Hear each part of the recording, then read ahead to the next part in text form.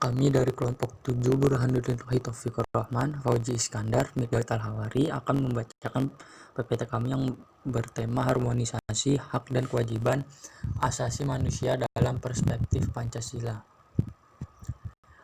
Yaitu ada konsep hak dan kewajiban asasi manusia, substansi hak dan kewajiban asasi manusia dalam Pancasila, kasus pelanggaran hak asasi manusia, upaya penegakan hak asasi manusia.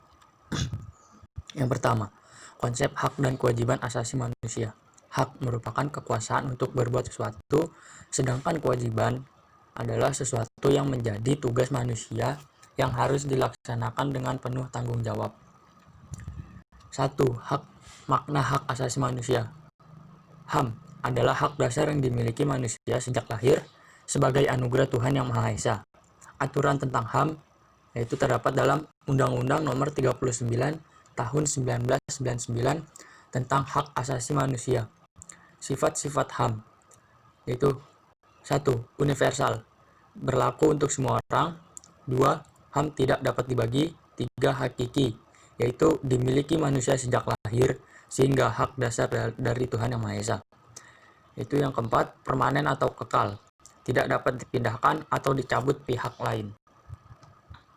Itu 2. Makna kewajiban asasi manusia. Kewajiban asasi manusia merupakan bentuk pembatasan atas hak asasi manusia atau HAM yang dapat sebagai sumber munculnya sifat egoisme individu. Yang kedua, kewajiban asasi manusia yang harus dipenuhi. Kewajiban sebagai manusia, anggota masyarakat, dan makhluk Tuhan Yang Maha Esa.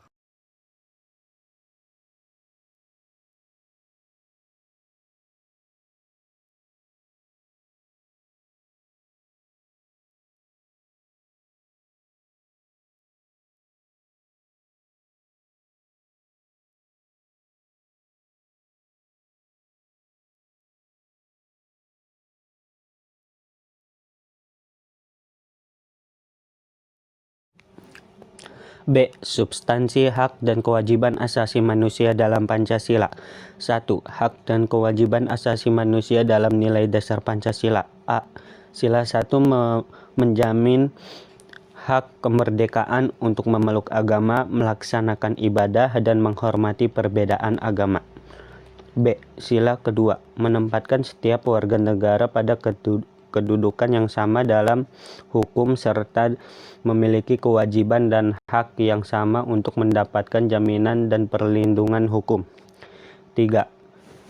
C. Sila ketiga mengamanatkan adanya upaya unsur pemersatu di antara warga negara dengan semangat rela berkorban dan menempatkan kepentingan bangsa dan negara di atas kepentingan pribadi atau golongan. D. Sila keempat dicerminkan dalam kehidupan pemerintahan, bernegara, dan bermasyarakat yang demokratis. E. Sila kelima mengakui hak milik dan jaminan sosial secara perorangan yang dilindungi oleh negara serta berhak mendapatkan pekerjaan dan perlindungan.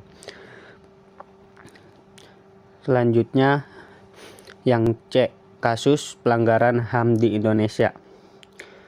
Ada dibagi menjadi 4. Ada penyebab pelanggaran hak asasi manusia, kasus pelanggaran hak asasi manusia di Indonesia, faktor internal dan eksternal, dan pelanggaran HAM masa lalu dan setelah diundangkan Undang-Undang Nomor 26 Tahun 2000.